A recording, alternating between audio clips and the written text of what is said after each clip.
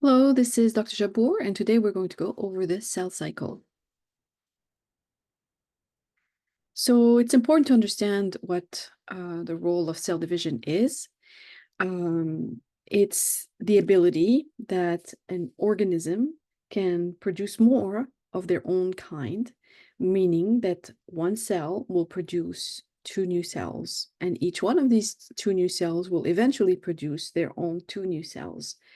And this is very different from non-living things where you cannot duplicate a non-living structure. You can't, a table is not going to split and make two tables out of the one original table. But live cells do. That's what they do. They can divide and produce more cells. So this continuity of life is based on the reproduction of cells, or what we call cell division. And that's how we propagate life. Here's a beautiful microscopy picture that was taken using specific, what looks like fluorescent dyes, where the chromatin, I'm going to label it, where the chromatin and the cytoskeletal proteins called microtubules were specifically stained. That way we could actually follow them and see what happens to them during a cell cycle. And we can see here different stages of the cell cycle, all captured into one picture. We're going to go over all of these stages, so they'll even make more sense later. For example, we're going to talk about the asters within the centrioles and how we have two centrioles.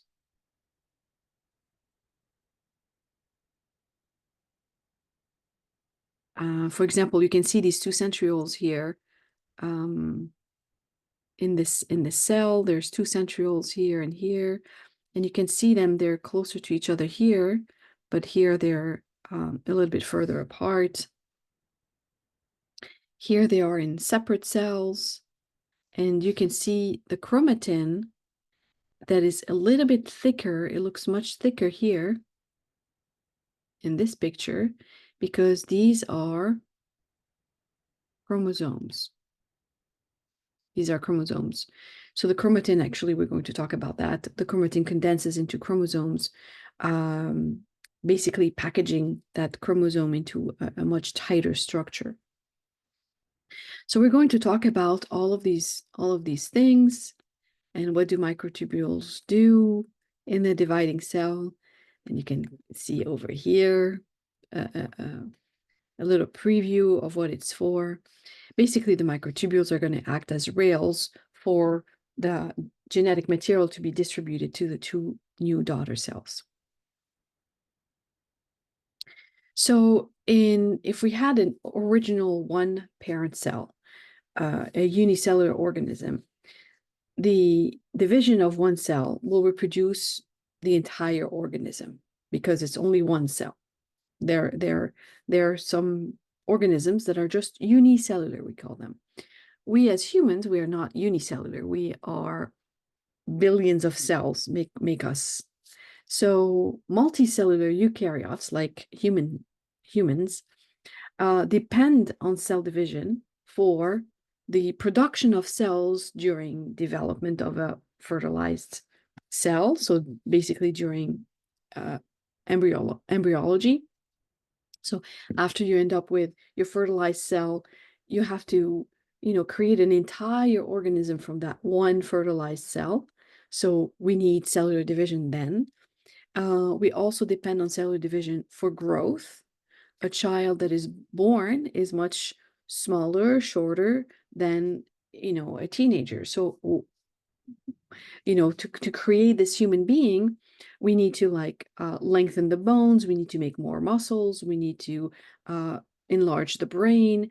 all of this, all of these organs are made of cells, and the cells need to multiply to basically create this additional volume. So growth is a result of cellular division. So we need cellular division for growth. We need cellular division to even just create the human being, and then growing this human being. And then during life of this human being, we need also times of repair. For example, if you break your bone and it needs to be re-healed together, we need to make new bone tissue. Bone tissue is made of bone cells, so we need to make new bone cells. So these cells are going to divide, and replenish the bone. If you scrape your skin and you need, new skin needs to be made to repair the damage that was done, then you need cell division to produce these new skin cells to replace the ones that were lost. So cell division is an integral part of the cell cycle, the life of a cell from formation to its own division. So the cell is formed at one point, and then it grows, and at one point it divides into the two new cells. So here's the first example of development from a fertilized cell. So what does that mean? Here is literally, this is the 2-cell stage of immediately after fertilization. So what am I talking about? I'm talking about a human sperm. A human sperm has genetic material. So the DNA in human sperm is going to fertilize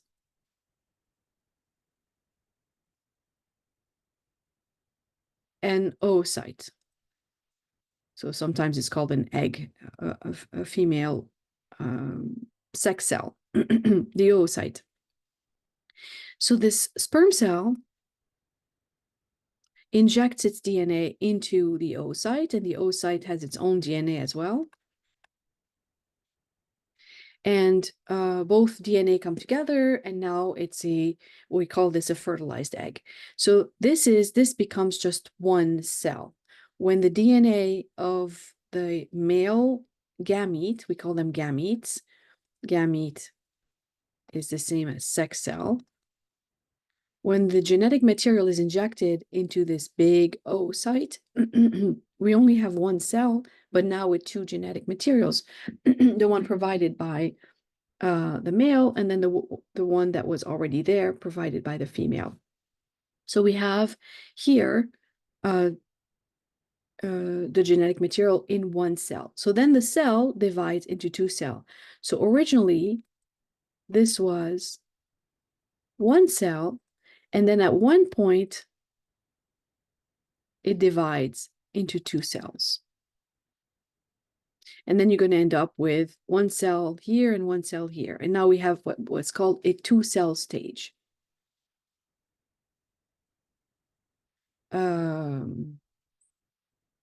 Embryo. A 2-cell stage embryo. So it was one cell at fertilization, and then it becomes 2 cells, and then each one of these 2 cells is going to divide into 2 cells. So with each cell producing 2 new cells, we're going to end up with a 4-cell stage embryo. And then it's going to be an 8-cell stage embryo, then a 16-cell stage embryo. And literally the embryo divides as it's traveling from the fallopian tube in the female reproductive tract all the way to the uterus. So it's still floating, and this takes an entire week before this embryo implants in the uterus. And at that point, when 7 days later, that it becomes a ball of cells. It's literally many cells that are just into one ball like that, because cell division has taken place for the entire week before it implants. So it's already a multi-cell stage when it implants in the uterus. A week later, which is probably a week even before the woman knows that she's pregnant. Okay, so this is a great example of where cellular division is necessary, is needed. And then tissue renewal if you have repair that needs to be done, you need to make more cells. So you start with a parent cell, and then this parent cell is going to divide into two new cells. So we call them daughter cells. And this is another daughter cell.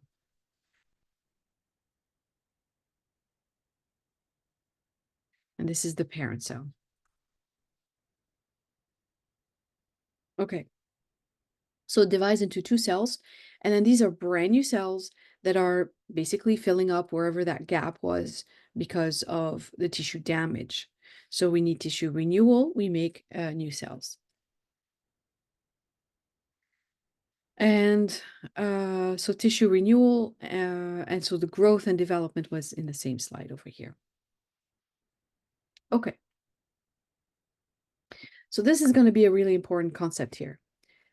Most cell divisions, which is what we've been talking about, is for producing the embryo, which will become a fetus, etc.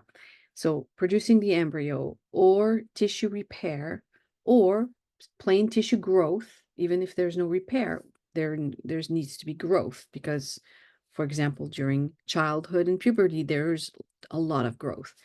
So during these cellular divisions, to produce all of these cells, the result of every cell division is two genetically identical daughter cells. Genetically identical daughter cells. So when you're making new skin to replace skin that got scraped off, every skin cell is exactly the same as the neighboring skin cell. They're all exactly the same. So most cell division results in daughter cells with identical genetic information, which is in the form of DNA, the DNA molecule. The only exception is in a process called meiosis, which is the topic of the next lecture. And meiosis is a special type of cell division that can produce sperm cells and egg cells. I like to use the word oocytes. It's a little bit more accurate than saying egg, but so sperm cells and egg cells, those are your sex cells. Those are sex cells. We also call them gametes. So sex cells are produced only in one place in your body. They're produced in the testes or in the ovaries. And there's only one way of making sex cells is by meiosis. So that's a special cellular division process that we will talk about in the next lecture. What we're going to talk about in this lecture is the cellular division that's called mitosis. So here, in this lecture,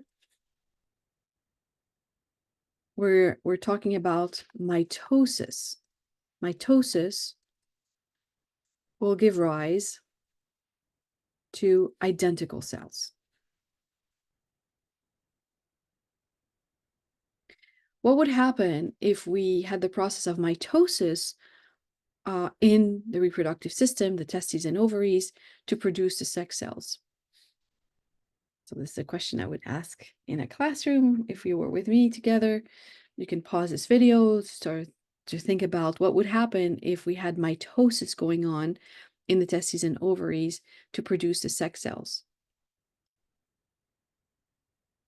Think about this a little bit before you listen to the answer. The answer is every single cell, every single sex cell would be genetically identical to, it's all the other cells, right? Because every single division produces exactly identical daughter cells. So every cell would be the same, which means every sex cell would be the same, which means every sperm would hold the same genetic information, and every child produced from fertilization will be exactly the same. So we would all be clones of each other, and that's definitely not the case. We are all different from each other. We are different from our own parents, and that's due to the fact that sex cells have slightly different genetic material. They are variations in the genetic material in sex cells, and that's good because that leads to a variety of people. Um, and actually this leads to even, a variety of people that can adapt to an environment, and there's a selection. Well, I'm not gonna go into that evolutionary line over there, but so there's a variety of people, which is good. So the process of meiosis is very important for sex cells, and it only takes place in testes and ovaries. Okay, so mitosis will take place everywhere else in the body. So these are typical test questions. Where does mitosis take place? Where does meiosis take place? Meiosis only in the reproductive systems, testes and ovaries, mitosis everywhere else in the body. So in the skin, in muscle, if you damage your muscle, it's going to, try to rebuild. Uh, Even in brain, we have neurons that can divide. It was thought that brain tissue does not regenerate, but actually there's some parts of the brain where there's active cellular division. Right, so everywhere else in the body, even mitosis even takes place in testes and ovaries to replenish the cells that are being used up to make sex cells. So even in testes and ovaries. So mitosis takes place everywhere in the body. Meiosis only in testes and ovaries. Okay. So let's talk about some terminology here. All the DNA in a cell makes up what we call the genome. A genome is a single DNA molecule if we're talking about bacteria, but it's a number of DNA molecules if we are talking about eukaryotic cells. So this is a good time to actually kind of do a little additional page and talk about DNA molecules in humans. All right. In humans, we don't have only one DNA molecule. In bacteria, it's only one, and it's usually circular. In humans, we have, so here's one. So this is a DNA molecule. We actually have 23 types of DNA molecule. So 23, and we call them chromosomes. And what is a chromosome? A chromosome is a DNA molecule plus the proteins that are associated with DNA. So the histones plus histones. You've learned about histones in a separate lecture. So histones are a type of proteins. Their job is to be attached to DNA. That's it. They're not forming fibers outside the cell. They're not contractile proteins. They're not enzymes. They're not channels at the membrane. Their job is to be attached to DNA and coil the DNA and help coil the DNA. So DNA plus histones make up what we call a chromosome. So humans have 23 kinds of chromosomes. So I drew here chromosome 1, but I'm not going to draw this double helix. I'm just going to, I wanted to remind you that a DNA molecule is actually two chains of it's a nucleic acid made of two chains of nucleotides that are bound together by hydrogen bonds. Anyway, so it produces this very known look of DNA. So, so we have chromosome 1, we have chromosome 2. I'm just going to draw a line from now on instead of this this helix. So this is chromosome number 2, and I'm going to draw chromosome number 3. I'm going to make it kind of like this, chromosome number 3. And it goes all the way to chromosome number 23. So there's chromosome number 23. So every one of these chromosome types, we actually have them in pairs. So I'm going to draw the second chromosome 1. So I'll do this just to make sure that a second chromosome 2, a second chromosome 3, and a second chromosome 23. Okay, So for every chromosome type, we actually have them in pairs. So these are described as being pairs of chromosomes. Okay, there's a pair of chromosome 1, pair of chromosome 2, pair of chromosome 3, pair of chromosome 4, boom, boom, boom, boom, boom, till the pair of chromosome number 23. But we actually don't call these chromosomes number 23, we call them sex chromosomes. Because these are the chromosomes that determine the sex of the organism. So we can either have two chromosome X's, so the chromosomes even have a name. So here's chromosome X and chromosome X, or we can have the combination of a chromosome X and a chromosome Y. So here is Y and this is X. So it's either two X's or an X and a Y. And when it's an X and a Y, this is basically the only time you have a pair of chromosomes that are actually not homologous, because the Y chromosome is very different than the X chromosome. It has its own set of genes that are different from the X chromosome. So let's talk about the similarities within that pair. I'm going to use pink so it stands out. So these chromosomes, two chromosome 1s, so the pair of chromosome 1 here, this is the pair of chromosome 1. What they have in common is that they have exactly the same genes at specific loci. So this is a gene. I'm going to do it like this. At a specific locus. Locus means location, the location on the DNA molecule. So the location on the DNA molecule at, various distances, we have a gene over here, then another gene over here, and then another gene over here. What's a gene? A gene is a specific code within that DNA molecule that holds the information to make a specific molecule, like let's say a protein. So there's a specific gene to make the specific molecule called collagen. That molecule that's underneath your skin here.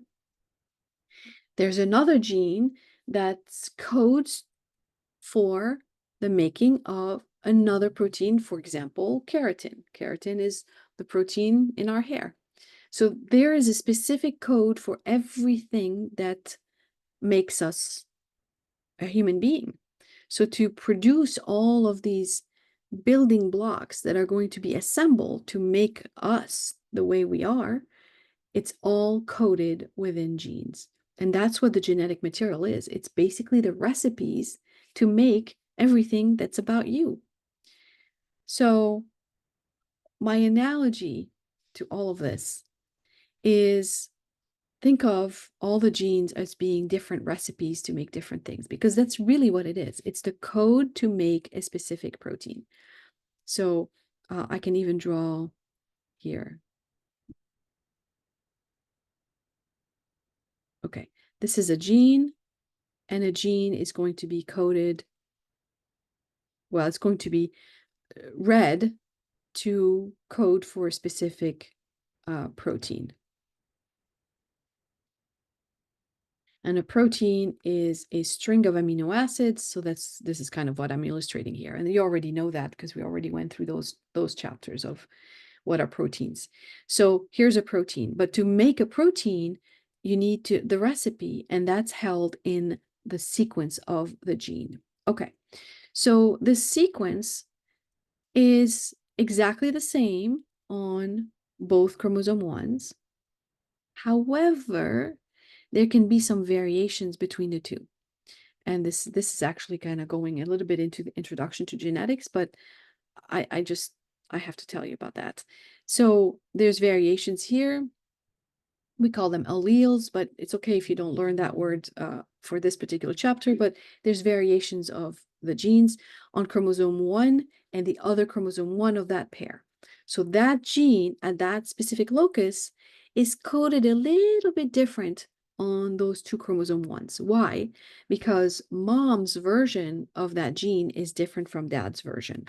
Because all of these chromosomes in black, those were from mom. So I'm going to write here from the female, and all the chromosomes that are in green, oops,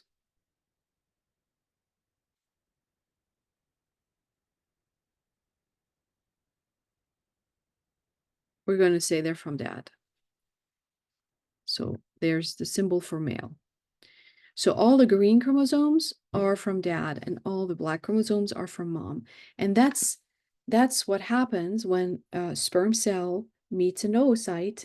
It's going to provide its set of chromosomes. Chromosome 1, chromosome 2, chromosome 3, chromosome 4 from that sperm. And then in the egg, there's already a set of chromosomes 1, 2, 3, 4, 5 till 23. And then when the sperm meets the egg, those sets are coming together, and now we have two chromosome 1, two chromosome 2, two chromosome 3, two chromosome 4, etc. You see that?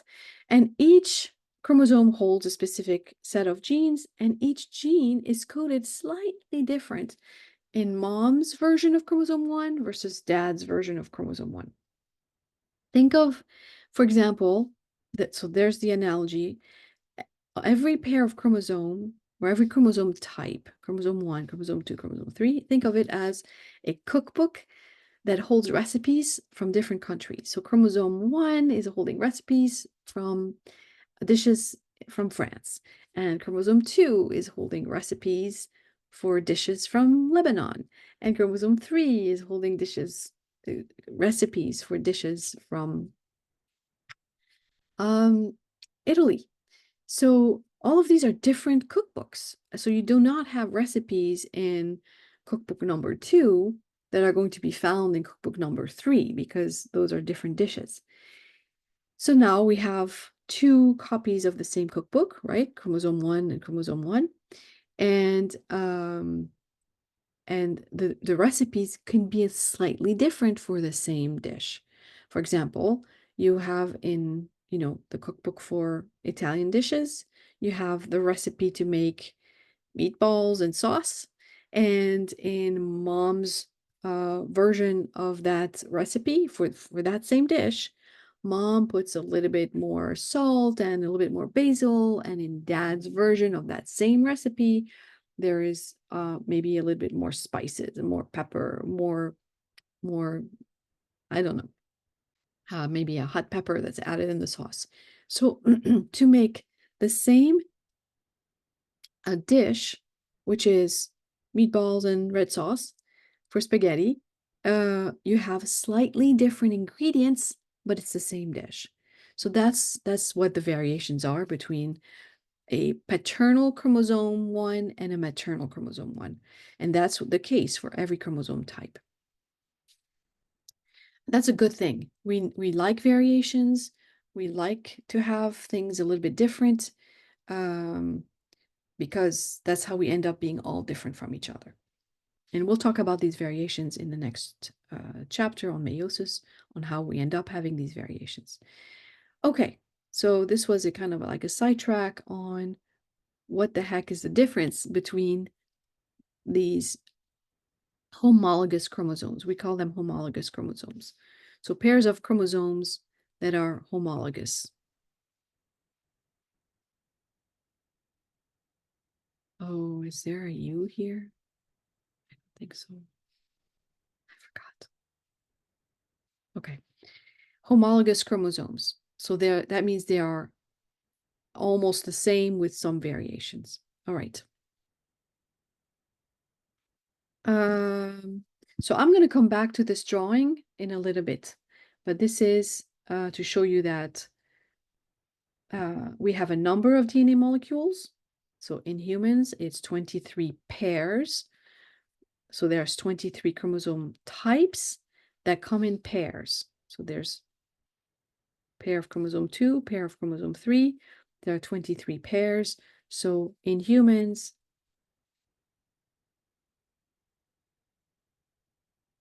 we have 46 chromosomes total. So this is 23 types of chromosomes, but they come in pairs. So we have 46 chromosomes total. Okay.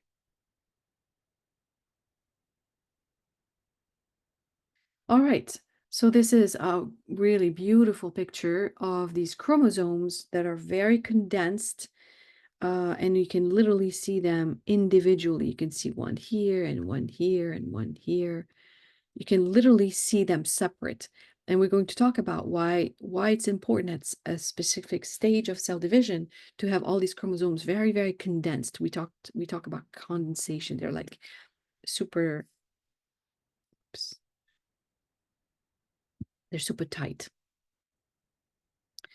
Okay, when they're not tight, it's called chromatin. So that genetic material, this DNA, is in a very loose form when the cell is not dividing. It's in a very loose form. And that loose form is called chromatin. So it's still DNA and the proteins. But this DNA and proteins, they condense during cell division. It becomes very, very tight. And then the terminology changes. We call this chromosome. So every eukaryotic species has characteristic number of chromosomes in each cell's nucleus. And for humans, it's 23 pairs in humans. All right, new terminology for you, the difference between the word somatic versus gametes. Actually, gametes, I used that word several slides ago. It's the same as saying sex cells. There's the sperm cells and the eggs. Those are your reproductive cells. The sex cells, we call them gametes. The somatic cells are all the other cells in the body. So all of the non-reproductive cells. So the reproductive cells are in the testes and ovaries, and they're going to be, they're going to join together during reproduction and form a new human being.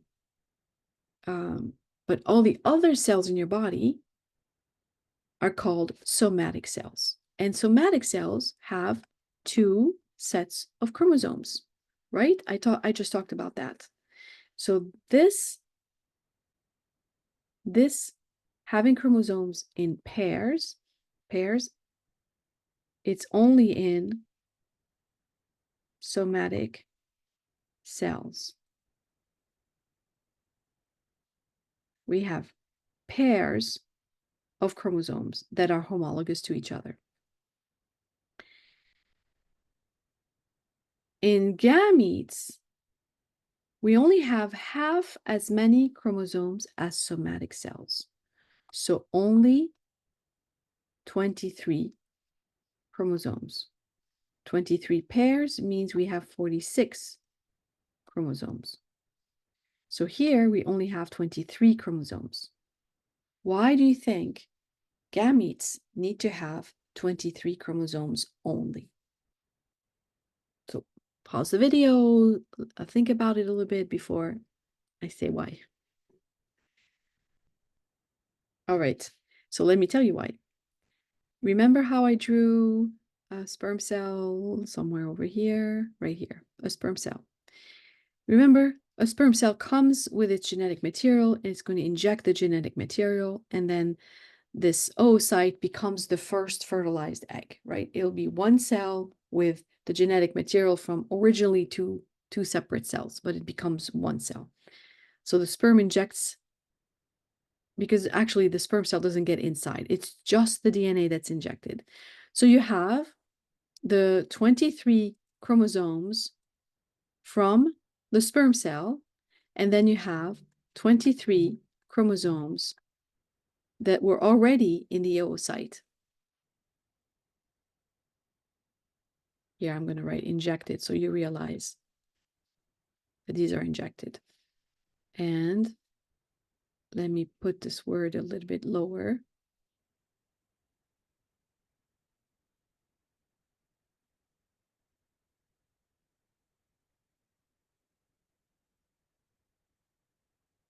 right? The oocyte is waiting for the sperm. The sperm injects its 23 chromosomes, and these 23 chromosomes, now they're in the presence of the female's 23 chromosomes. So you see, during fertilization, each sex cell is providing 23 chromosomes, and in the end, we have 23 pairs, and for a total of 46. And that's it. That's your first cell with 46 chromosomes. And that cell is going to divide by mitosis to create the billions of cells that make up a human being. So if we started with a cell that had 46 chromosomes and in a sperm and 46 chromosomes in the egg, then when the sperm injects its DNA material into the egg, we're going to have what? 46 plus 46, that's 92 chromosomes. That's just too many. So that's why we cannot keep the sex cells at 46 chromosomes, and they will undergo a special cellular division called meiosis that will reduce the number of chromosomes in them. And this is something that is written over here. Gametes have half as many chromosomes as somatic cells, and that's what the process of meiosis does. It eliminates half of these chromosomes.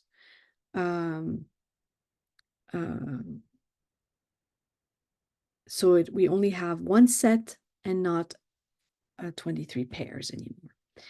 That way, when the sperm cell meets the egg at some point in the future, each one will only have 23 chromosomes, and the first fertilized cell would be 46. Okay. I think we can move on now. All right. So let's talk about something new now. When we are about ready to divide and produce two new daughter cells, and we just said they're exactly identical to each other and they're identical to the parent cell. So the parent cell is going to give rise to two daughter cells that are identical to each other. Well, we have to prepare for this by doubling up on everything in the parent cell, so we have enough to give equally to the two daughter cells.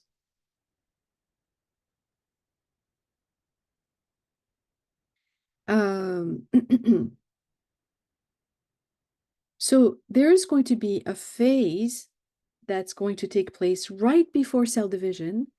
That phase is the preparation for cell division, where the cell is going to double up on cytoplasm, on proteins that are inside the cell, on organelles, on everything, including genetic material.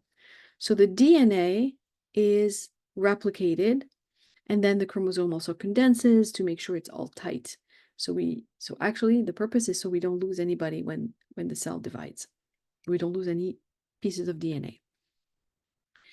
So DNA is replicated. Why? Because we actually need to double up on this DNA so each daughter cell can get the 23 pairs.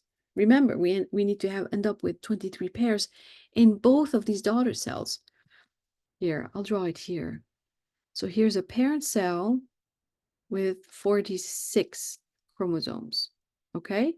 And this parent cell is going to give rise to two daughter cells, but they each need to be 46 chromosomes because they're identical to the parent cell, they're identical to each other, and they're regular cells of like skin cells, muscle cells, right? These cells that are just regenerating because whatever happened.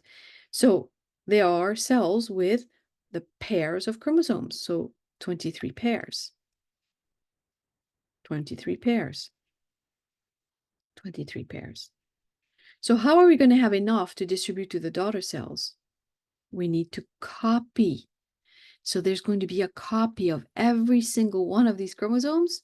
That way we can distribute them equally to the two daughter cells. So we call this DNA replication.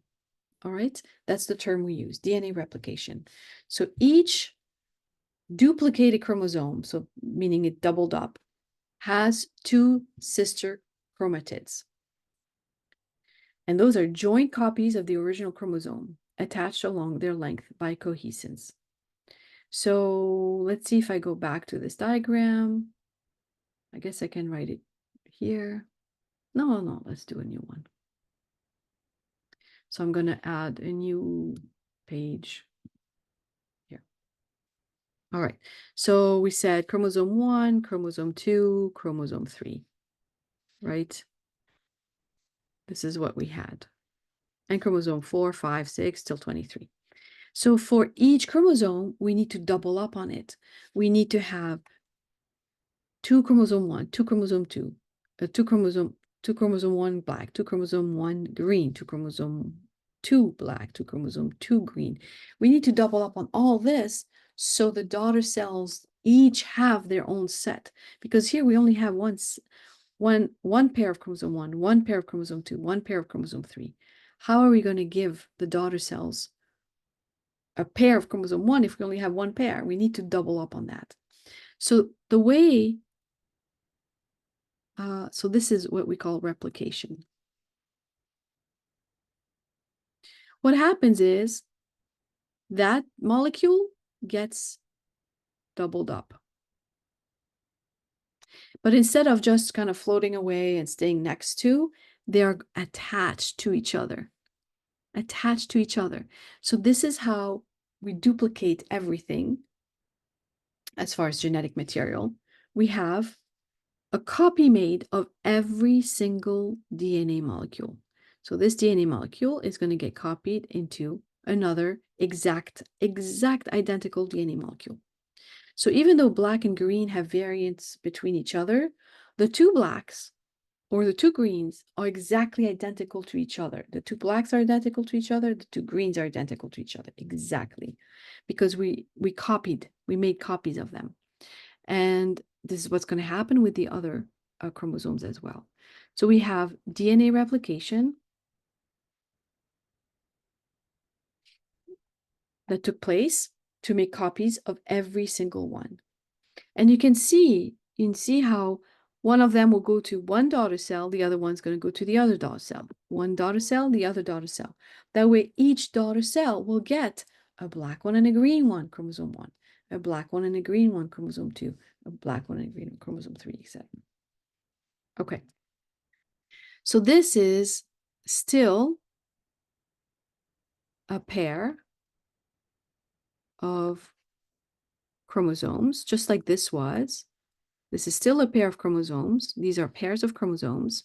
However, the two copies over here, these two copies are called sister chromatids. Sister chromatids. See, there's a lot of family names here. Parent cell, daughter cells. And then the DNA molecule, when it gets replicated, we call these sister chromatids. And sister chromatids are held together at what we call the centromere. So this is the centromere. So there's a location on the molecule where there is a possibility of kind of attaching the replicated form of that molecule. So the two copies of each other, they're going to stay together and not just float away. And additionally, I'm going to put that in purple here so you can see it's something different. These two molecules are stuck together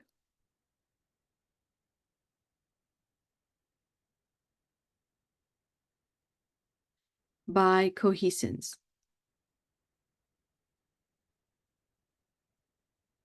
Cohesins keep them together. That's all. So they don't float away. Cohesins. And that's the center is the centromere. There we go.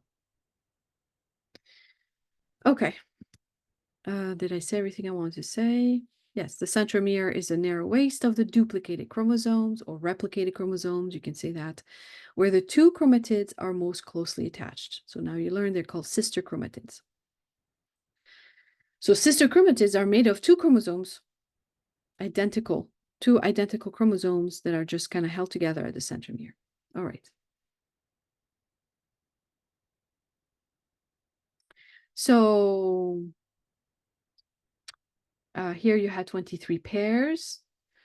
Here you have 23 replicated pairs.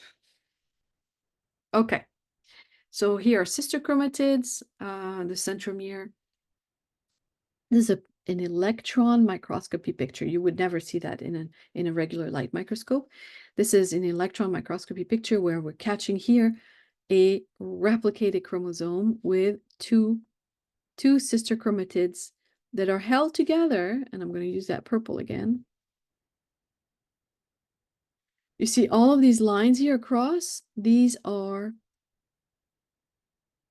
the cohesins. Those are proteins that allow for cohesion. If you know that word, cohesion means attachment. So they're glued together by these cohesins so they don't float away. And the strongest attachment is at the centromere. So during cell division, so when the cell finally is ready to divide, the two sister chromatids of each duplicated or replicated chromosome, they're going to separate and move towards the two daughter cells into the two new nuclei in each daughter cell. There's a nucleus and nucleus. So that's how they're going to migrate away from each other at some point during that cell division. And once separate, the chromatids, they're not called sister chromatids anymore. One, because they're not sisters anymore, they got separated. So these chromatids, they're going to be called chromosomes again. So the terminology is that it will be called chromosomes once they reach their final destination in the new daughter cell. So here's a diagram that kind of goes with what I was drawing. The centromere, this is called a chromosome arm on one side of the centromere. And if you looked inside that molecule, you would see the helix, right? So I didn't draw a helix, a helix. You would see the helix, but I didn't draw that over here. I just drew a line, and these are two lines. This is not a helix. These are cohesins in between those two lines. Each line is actually a helix. So that's what this is showing you here. This is the chromosome, and there's your helix. This is a replicated chromosomes with two sister chromatids. So you would end up with actual two molecules of DNA. And that's what we want, because we want to give one to one daughter cell and the other one to the other daughter cell. When the cellular division takes place, the goal is to separate these sister chromatids from each other and give one to each daughter cell. Okay. All right. So this cell division that takes place in eukaryotic cells is called mitosis. And mitosis is the division per se. It's the time when the cell divides and splits into the two daughter cells. The division of the genetic material in the nucleus.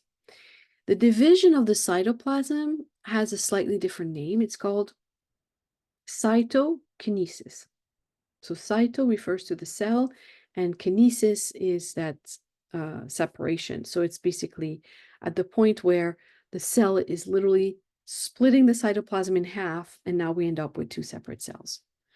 So gametes are produced by variation of cell divisions called meiosis. We already talked about that, and we're not going to talk more about that until the next chapter, because meiosis yields non-identical daughter cells that have half as many chromosomes as the parent cell. Those are the two things with meiosis. We have half the genetic material, and the genetic material is not identical between the resulting daughter cells at the end of meiosis. So we will have a chance to talk about that in the next lecture. Right here, we're going to focus on mitosis and cytokinesis. So the mitotic phase, the phase of cell division, alternates with interphase in the cell cycle. So what is that? So let me draw a big circle. Perfect. There's your cell cycle. And at one point of this cell cycle, you have mitosis. So mitosis takes place from here to here. And this is the cell cycle, meaning this represents time. So mitosis takes place in a very specific time in the life cycle of a cell. What happens in the rest of the time? It gets ready for mitosis. So this is the cell cycle with a phase. Let me draw them in a separate color. A G1, S, G2. What the heck is this? So from mitosis, the end of mitosis to G1, we have growth. And actually, that's what G stands for, growth. And then in S2, why did I say S2?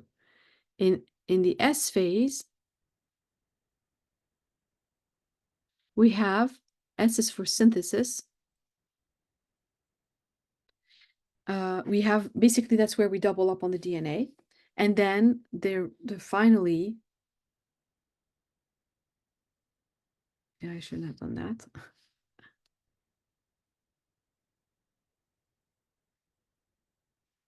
So at the end of S phase, we have the G2 phase, which is more growth.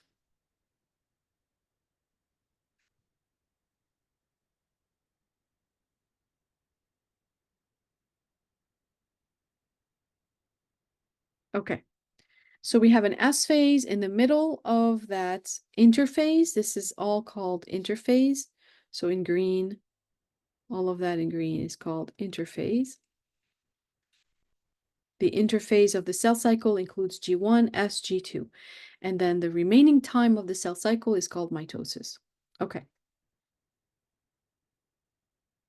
So how did we figure all this out? Well, we had scientists that did, experiments and figured things out. And this in particular, it was a German anatomist, Walter Fleming, in 1882. So that's kind of recent, but not really. He observed cells under a microscope and realized, oh my gosh, they all look different. What are they? Why do they look different? And what's going on with the DNA? And he figured it out. He figured out that there was, in the cell cycle, a phase called the mitotic phase, which includes mitosis and cytokinesis. So I'm going to add cytokinesis over here.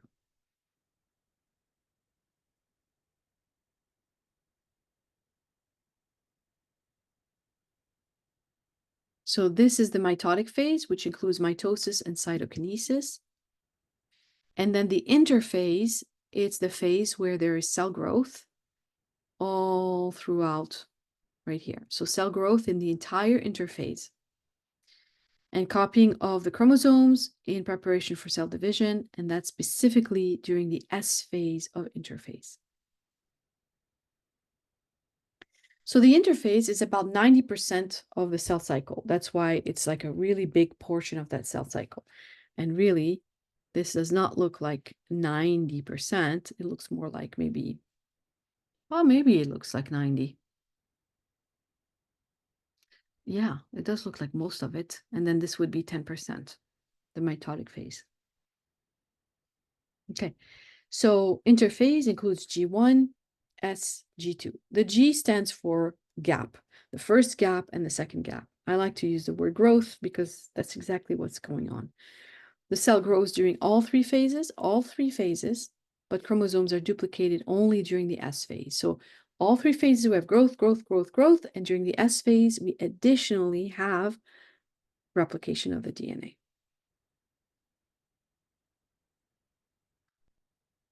So here's the diagram that goes with, G1, S, G2, and within the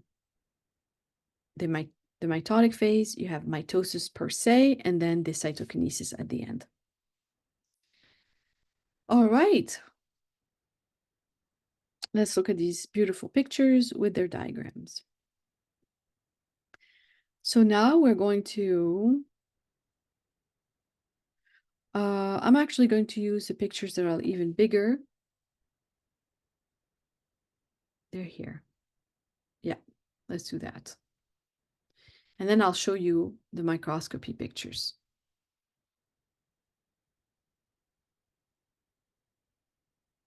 That way it's clearer. Okay. So we start with the G2 phase, right? That's the beginning of the interphase. At the end of a mitotic cycle, mitotic phase. Here, let's go back to this. I want to show you. So here you have mitosis, which means this is the parent cell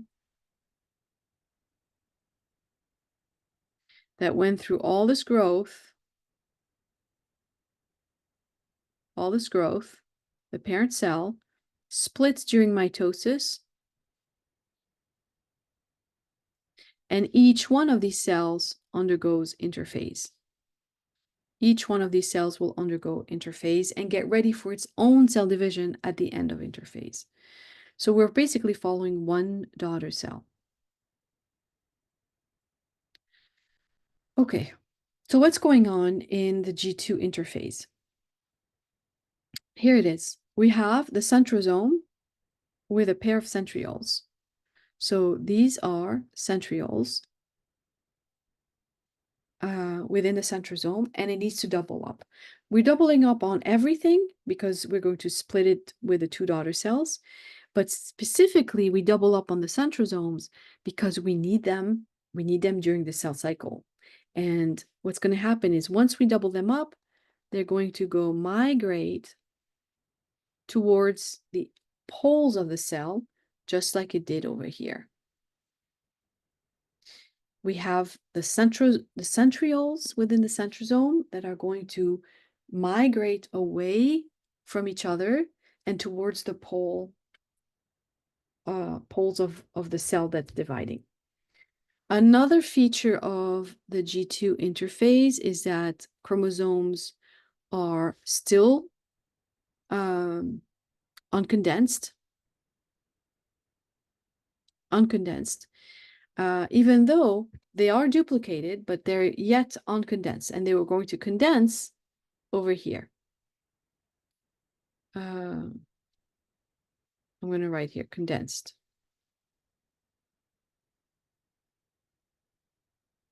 So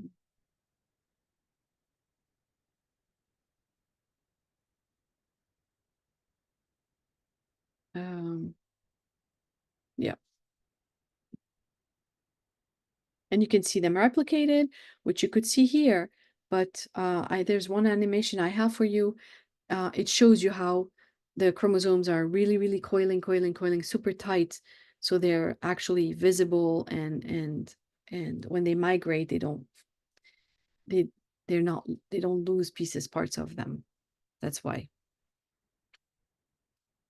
So the first phase is called prophase.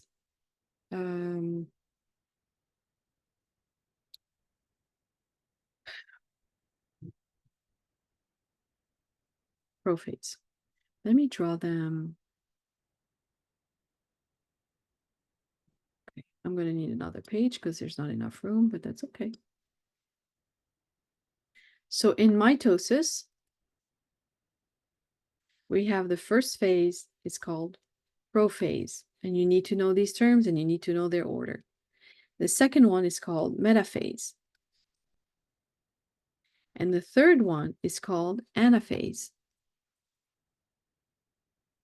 And finally, the fourth one is called telophase.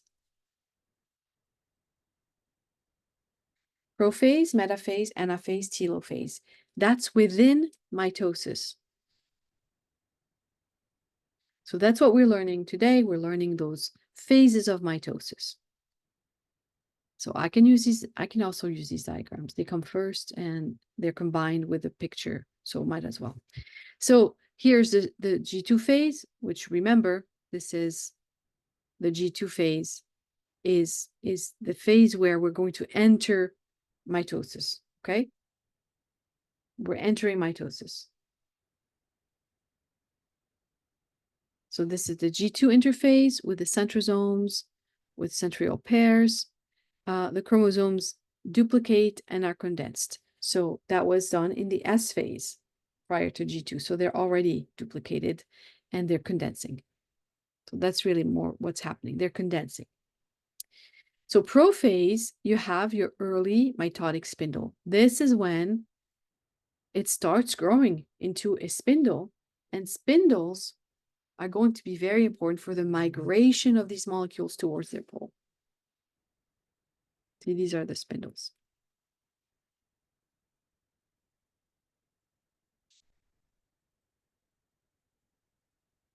In pro-metaphase, which is not metaphase yet, but just before that, pro-metaphase, you have a number of features. You have a nuclear envelope or membrane that starts kind of disappearing. So it becomes fragmented and kind of dissolves away.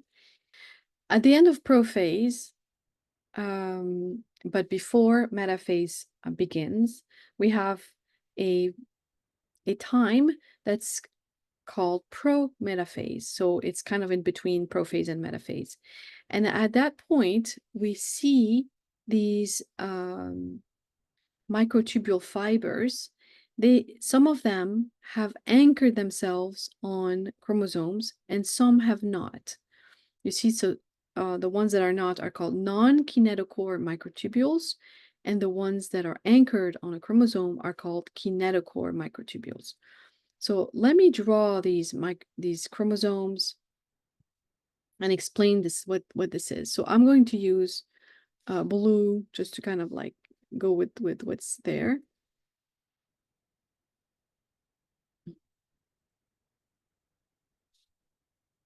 Actually, I'm gonna use blue and green to illustrate my pair of chromosomes. So let's say this is one of the pairs of chromosomes, and they each are replicated. So we have a sister chromatids for each, and that's the pair. And why I'm laying them down like that is because I want to illustrate how the microtubule fibers are working. So we have our pairs of centrioles at the poles of the cell. And from these centrioles, we have fibers that are growing out of the centriole. So these are microtubule fibers, microtubule fiber. And actually, this is called like an aster because aster is referring to a star, and this kind of looks like a star with these little, the beginning of these fibers growing out of it. So some of these fibers are going to grow and actually find a chromosome and attach to the kinetochore. This is called the kinetochore. So I specifically used a different color here. The kinetochore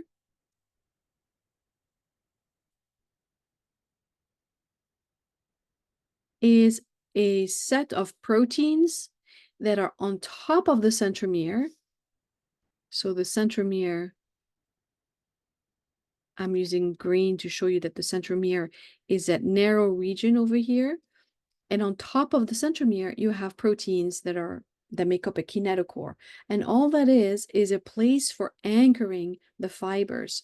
So the microtubule fibers are growing out of the centriole and finding kinetochores. So we're going to have that, we're going to have that, and then we're going to have that. And then we have some that are not attached to any of these chromosomes, like that. All right. So these would be called kinetochore microtubules, and these would be called non-kinetochore microtubules because some are attaching on the kinetochore and some are not. So the goal here, let's think about this. The goal here is to split these sister chromatids so we can eventually, I'm going to do it in black here because that's eventually, what we want is one copy to go to one side of the cell and the other copy to go to the other side of the cell, right? One copy to go to one side of the cell and the other copy towards the other side of the cell.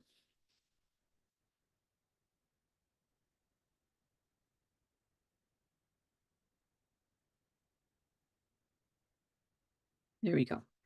So we want these sister chromatids to split because we copy them for that purpose. We copy them so we can have one copy to one daughter cell and the other copy to the other future daughter cell. So the way this is going to happen is we have microtubules that are anchoring on both sides of these sister chromatids. They're anchoring on the kinetochore, and now these fibers are going to be pulling on these attached sister chromatids until they detach. So it's basically a tug of war. I'm going to draw here these an arrow to show you.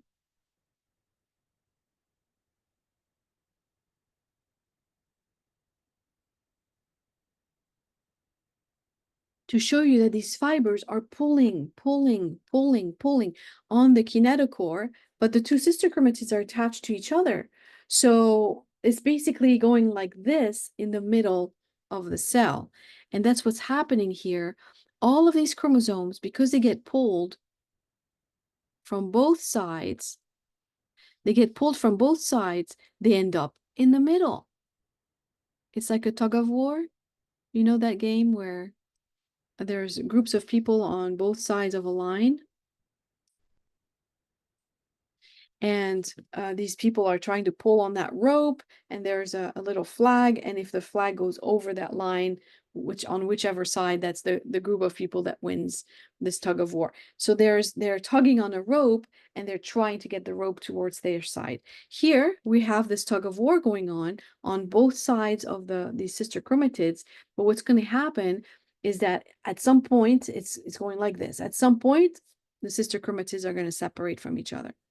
But until then, because they're pulled equally from both sides, they end up in the middle because they're being pulled equally. It's equal. So it's like in the middle, and then they get pulled apart. So that's what metaphase is that phase of the division cycle, the phase during division where all these chromosomes are in the middle, they're lined up in a perfect line because they're getting pulled from both sides. Okay, so I wanted to explain the kinetochore, which I hadn't done that before. It's separate than the centromere. The centromere is just the middle region where the chromatids are attached together, and then the kinetochore is additional proteins on top of that help anchor the fibers. Okay, so this is what we have here. We have these chromosomes that are basically getting attached by the fibers. And another analogy I have is think about Spider-Man, and he's pressing on his wrist to get this the string out of his wrist, and that's a very strong string. So that's what's going on here. The asters, these centrioles, are basically shooting out these microtubule fibers to go attach a chromosome. All right. So originally you might see one that's attached on one side, but the other one's going to get attached too. So they're both going to get basically attached. They're both. The chromosomes are going to get attached from both sides. That's what I meant to say. All right. So here we are in metaphase. All the chromosomes are, meta means middle, are in the middle of the cell. So, right? This is the original parent cell that's trying to like create two new cells. And we have the centrioles at both poles of this original parent cell. And what has been created from the attachment of all of these and the lengthening of these fibers is what we call the spindle. This is the spindle. This is the spindle, all of that. This is the spindle. And that spindle is very important for cellular division because it anchored all of these chromosomes, and now we can actually split the sister chromatids apart. So what's going on after an anaphase? Anaphase is the third phase of mitosis. At some point, these fibers are pulling so strongly in opposite direction that they will separate the sister chromatids from each other. And that's what you see here and here. You see that? These sister chromatids are being pulled apart. And you can see their arms kind of dragging backwards like this because, imagine that the string is in their back and now they're being pulled from their back towards the pole of the cell. And then their arms are like dragging behind like this. So you can, visualize this happening. Also, something that's not mentioned here, these non-kinetochore fibers, what they do is they lengthen. They lengthen. And what that does is it basically separates the cells from each other, basically creates that space, the room to have two cells. And so that's what happens in telophase, followed by cytokinesis. In telophase, we have the nuclear envelope that gets reconstituted. So here we go. So nucleolus forming in the center, okay, but this is nucleus reforming. Nucleus reforming. Okay. The nucleus is reforming. Here are your asters. Now there's one on each end. And you see now we have a set of chromosomes at each kind of pole. And then we're basically going to be able to separate. So now we have to separate these two future cells from each other. So these are the two daughter cells with now their own genetic material.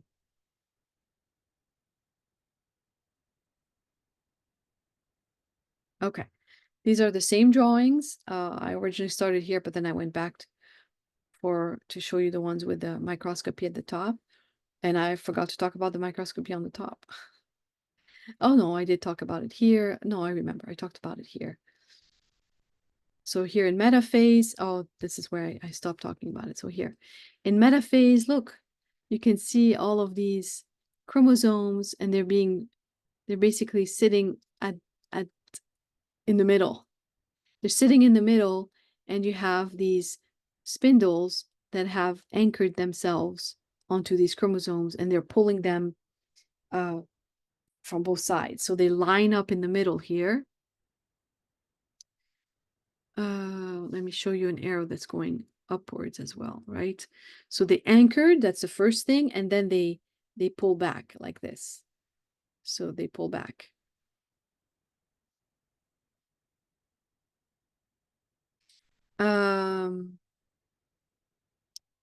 So at one point, they pull. This is what's going on here.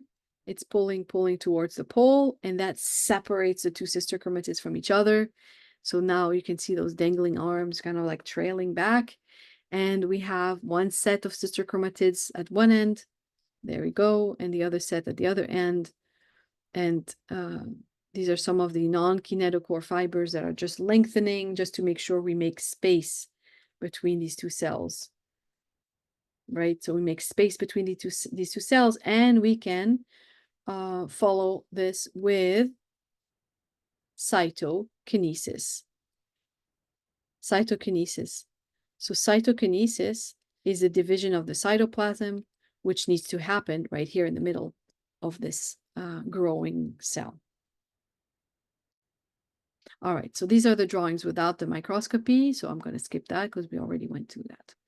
This is a gorgeous picture of a chromosome. I mean, the chromosomes in metaphase. They're all lined up in the center. And you can see, look at this.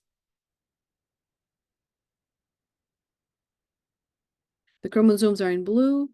The red are the spindle fibers. Spindle fibers, microtubule. Microtubule spindle fiber. All of these. And actually, we could probably say safely that the green dots are your kinetochore proteins. But it's not written here. Okay, and we went over these diagrams. So, and then these are just the pictures that go with every single stage. So the G2, where the DNA is already replicated, and the spindles are going to start getting formed, but not yet. Prophase, you can already tell the chromosomes are condensing over here, and we have some fibers that are going towards the other end. So here it's very, very clear. In this pro-metaphase, you have definitely the two centrioles that have, migrated towards the opposite end of the pole. It's very, very obvious that the chromosomes are super condensed. You can almost count them. One here, one here, one here, one here, one here. They're literally separate even. And this is what we need, because when they eventually migrate towards the poles of the cells, we don't want, pieces, parts to be lost because they weren't condensed. Okay, so they're condensed, and then the spindles attach them, and now they're all in the middle of the cell right here. And then finally, they get pulled backwards, which is what I already showed you. And this separates the sister chromatids from each other. So that's what's going into the new daughter cells. They're the original sister chromatids, but now they're going to be called chromosomes. So now they're the chromosomes in these daughter cells. Okay, the mitotic spindle is a structure made of microtubules to control the movement during mitosis. We already talked about that.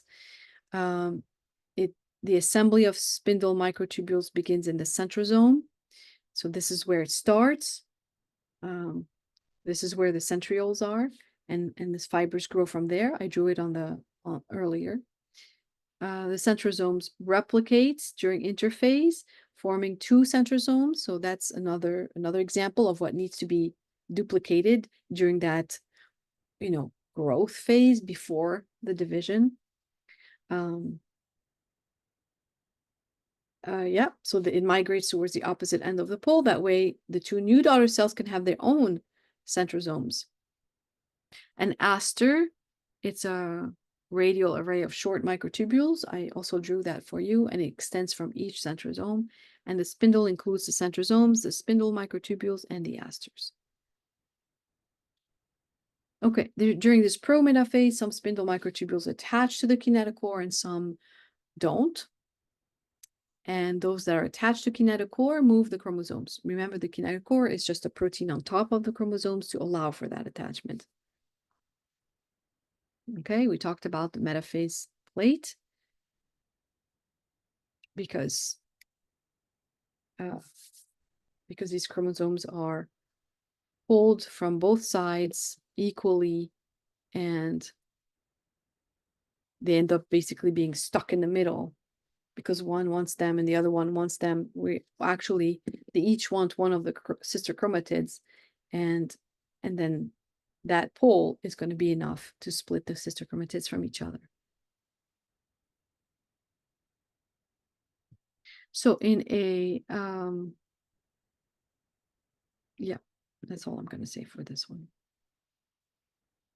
So some of these are really beautiful pictures of very thick chromosomes that are super condensed, and these fibers.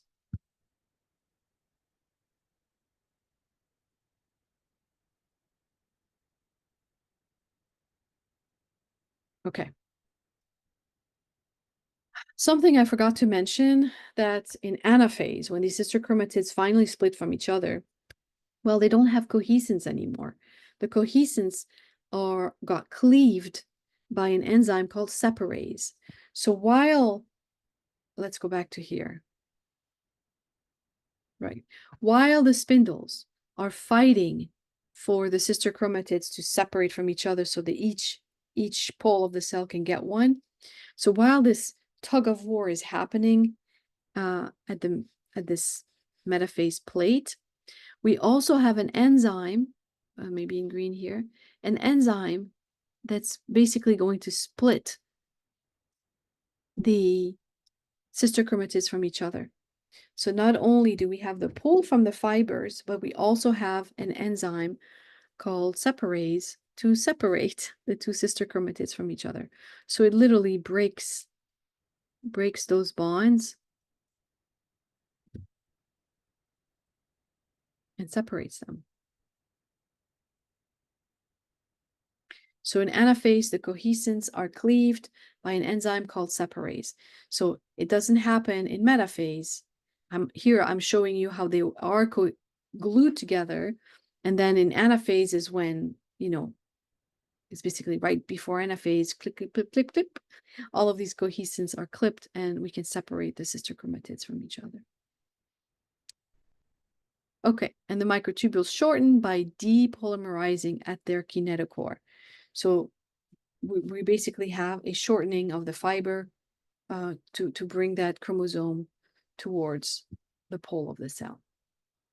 So in telophase, genetically identical daughter nuclei form at opposite end of the cell. And what happens next is cytokinesis. So literally, we close up that space.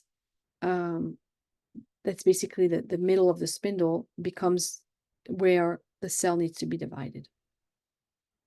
So cytokinesis is that process of cleavage,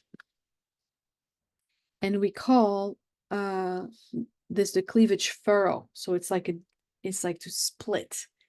It's a split between this huge long cell to create it into two new cells. In plants, we also have a cell plate around plant cells, and so that's also kind of an additional. Oh, actually, there's additional terminology for the wall around plant cells, and I'm not going to get into plant cells. But here's a furrow, a cleavage of an animal cell. So literally, there's going to be a split right here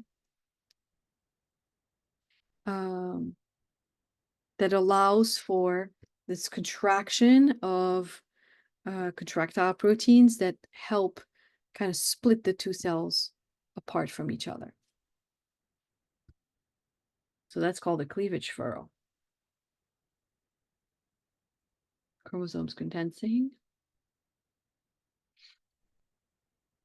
This is prometaphase. They're not lined up at the equator yet, but they're definitely condensed. And this is a beautiful metaphase. So if I give you that on the exam, you should be able to recognize this. It's a beautiful metaphase where, actors are being lined up here on the stage, and we're going to pull them. Okay, I think I said that enough times. And here's anaphase. But those are the microscopy pictures, which are beautiful. And then it decondenses, and there's your cell plate, the division of two cells in a plant. Okay. Finally, the last topic I want to cover for this particular cell division chapter is that this whole cycle is regulated, and it's regulated by molecules that will determine if we go to the next phase and the next phase and the next phase and the next phase. So the frequency of cell division, like how often are these cells dividing, it really is going to be dependent on what kind of cells they are. So some tissue types have cells that don't divide as often as other tissue types where it's like literally constantly. Um,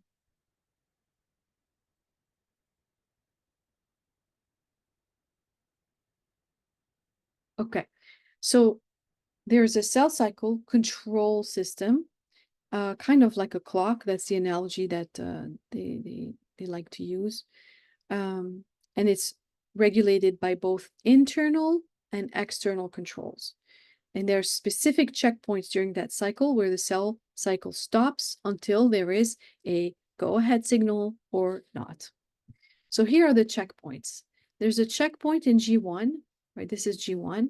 There's a checkpoint right here. And there's a checkpoint at the end of G2. There's a checkpoint over here at the end of G2. And there is a checkpoint in the middle of mitosis. So if things haven't gone right, then we can't proceed, and that's what the checkpoints are for. So an example of an internal signal is that cells will not begin anaphase until all the chromosomes are properly attached to the spindle at the metaphase plate. Isn't that beautiful? So all of these chromosomes at the metaphase plate, we want to make sure they're all attached. Otherwise, we're not pulling anything. We're not pulling on them. So we don't go to anaphase until we make sure that all the chromosomes are attached. That's when we finish metaphase. So metaphase does not finish unless all the chromosomes are attached. So this mechanism assures that daughter cells have the correct number of chromosomes. We don't want to send an extra chromosome in one cell, and then there will be a missing chromosome in the other cell. External factors, so this is an example of an internal factor, like if you're not all attached within the cell, we're not proceeding. An external factor would be, for example, a molecule that's provided by the bloodstream and it arrives to the cell and it tells the cell, hey, you need to grow. So an example of an external factor would be hormones like growth factor that are released by cells, the cells of the endocrine system in a gland, and stimulate other cells to divide. For example, growth hormone, this is the example I'm going to use. Growth hormone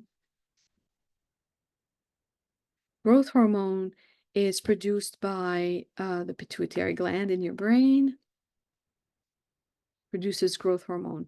Growth hormone is going to go, for example, to muscles and stimulate the muscles. So this is stimulation. This is the release from the pituitary, and then it travels through the bloodstream, arrives to the muscles. The muscles get very excited to see growth hormone, and cell division, because what's the purpose here? It's growth, right? So growth hormone is there to make sure the cell keeps growing.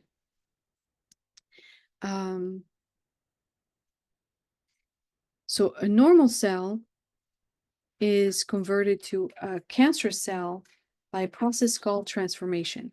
So if we don't have a good regulation of these factors, whether they're external or internal factors that are regulating the cell cycle, we can end up with a cancer cell by this process called transformation, where it's just sometimes, most of the time, spontaneously happen, sometimes not. Cancer cells that are not eliminated by the immune system, so your immune system doesn't respond to cancer cells, they get overwhelmed. And these cancer cells end up just basically they're growing uncontrollably. The cell cycle is constant instead of checkpoint and I stop and checkpoint and I stopped. Am I okay? Am I still doing okay? No, there's no checkpoint. There's just division with interphase division, and constantly. And the cells accumulate and they can form tumors or masses that can be, it's sometimes visible, sometimes not. And um,